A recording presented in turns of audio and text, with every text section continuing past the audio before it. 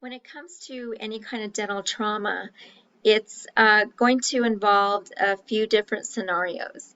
In this one, the fractured anterior tooth scenario, this is probably the most common that a pediatric dentist is going to be working with.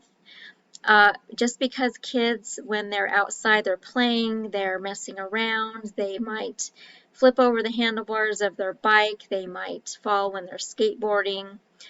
Even playing a sport might cause some sort of trauma, causing either a chip or a break to their anterior teeth. Anterior teeth are going to be the most common teeth that are going to break or fracture. Just because most of the time, when you fall, you're going to fall mainly on, the front of your face, where those teeth are always going to be more prone, and it's more so your maxillary, just because they're the biggest and they're kind of in the center of your face. So it is going to depend on whether this is a permanent tooth that's involved or a primary teeth or tooth. Obviously in this photo here, these are permanent teeth.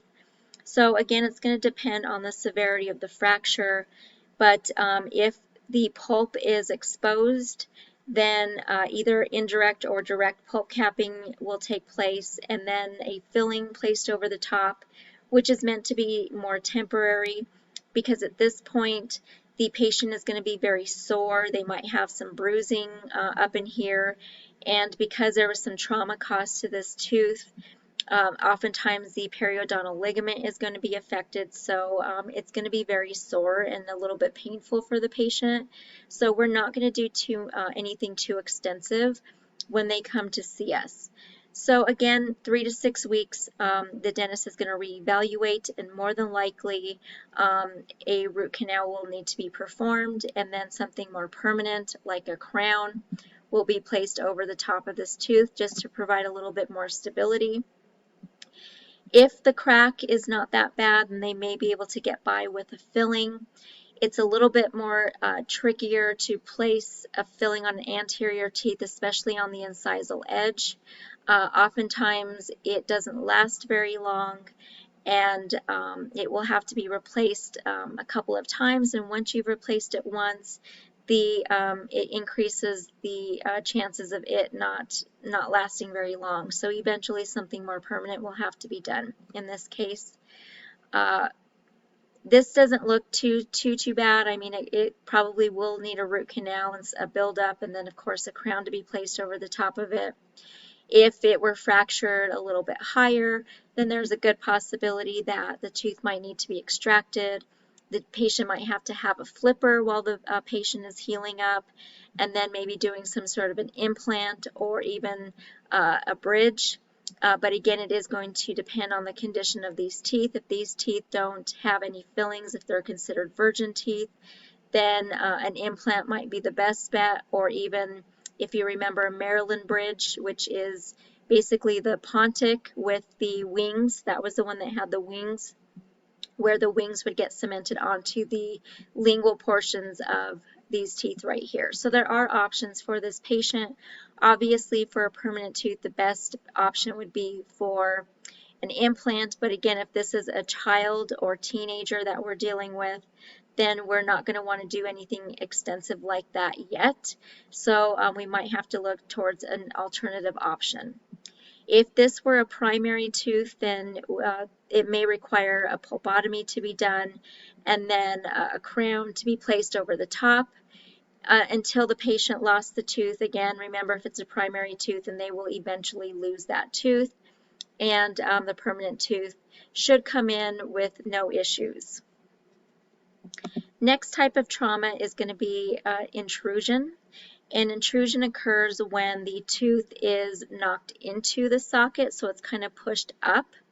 And this can be a little bit more difficult because it is going to require a little bit more extensive treatment to be done to sort of pull the tooth back into its normal position again. So it might require a little bit of some ortho to happen, where they place a bracket. You might have to expose the facial portion of the tooth if it is avulsed and up into the socket enough where the gum tissue is covering it, so the tissue might have to be removed to allow for something to be placed on the front of that on the facial, and then a series of either rubber bands or elastomerics are going to be used, or even some sort of a chain may be used to kind of pull or bring that tooth back into position. With this, if it's a primary tooth especially, there's a good chance that they may not do much about it. Hopefully it'll start to sort of erupt down anyways.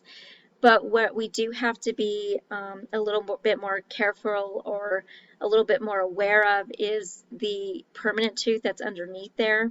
Because again, if this was pushed up into the socket and it happened to hit the permanent tooth, well, it could have caused some trauma to that permanent tooth, which we really won't know until this baby tooth is lost and the permanent tooth erupts into its place. Maybe at some point down the road, it might require some endo to occur because trauma was caused to that permanent tooth. Next one is the avulsed teeth or tooth, and this is where the tooth is completely knocked out of the socket. There is a good chance that it could be reimplanted as long as it's done, very, very quickly. If the patient has the tooth, we advise that they either stick it in a cup of water or wrap it in a wet paper towel just to keep it moist and immediately go to their dentist. And that way they can hopefully save the tooth and be able to implant it back into the socket. Obviously, what they would do is they would clean out the socket, make sure that, if the blood has probably started to clot, so they want to remove all of that clotting. Then they want to clean it out with a saline solution that's sterile, just so that there's no bacteria or debris that might be in there. And then they'll take the tooth, reimplant it back in, and they'll splint it together with the adjacent teeth.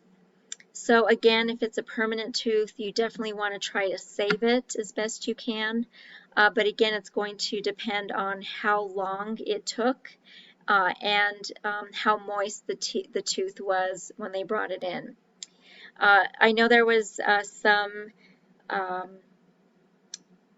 some things going out there that if a tooth became avulsed, that it needed to be put in a cup of milk. It doesn't matter what type of liquid as long as it's kept moist.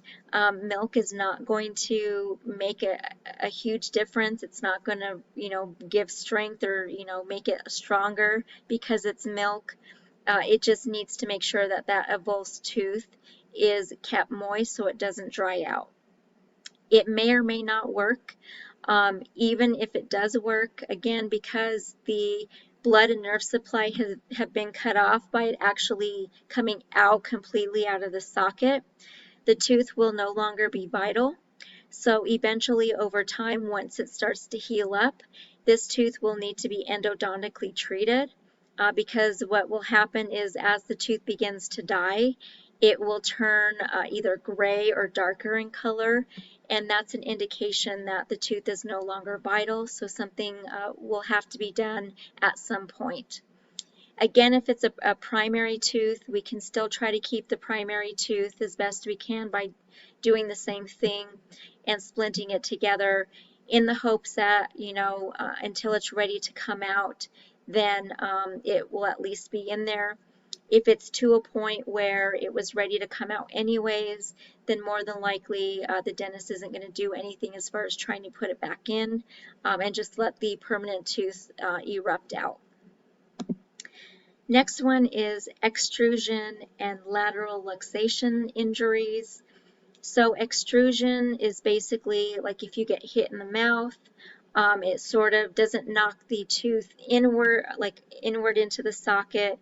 It will either knock it backwards, so it might be a little displaced or dislocated.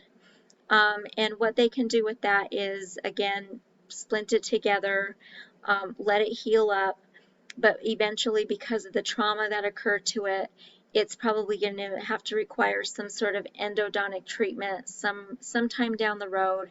Again, with all of these different traumas, we're not doing anything extensive that day.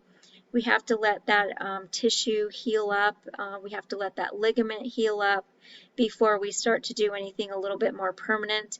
And it is going to depend on whether they are permanent teeth that are involved versus primary teeth, and where that primary tooth is in relationship to falling out or shedding or being lost as a result of the permanent tooth starting to come in. So these injuries as well as the intrusion, depending on, again, if it's a primary tooth, where that location of the permanent tooth is in relationship to the primary tooth. But this can, again, cause some trauma to that permanent tooth as it's starting to erupt in, depending on, what occurred and how severe the dislocation is. Oftentimes on a primary tooth, with it being extruded or luxated, the roots tend to resorb a little bit more. So even so, the primary tooth might be lost a little bit sooner than anticipated due to that root resorption. So again, same thing, teeth can be splinted together to just, again, provide some stability so that it has some retention and things around it to kind of keep it in place. So different things can be done, whether it's splinting them together with just composite between the two, or something uh, like some sort of ortho wire being placed, and then composite being placed over the ortho wire to kind of keep everything steady so nothing is moving. So make sure you know what all of these different types of injuries, what they are, and what occurs with each one.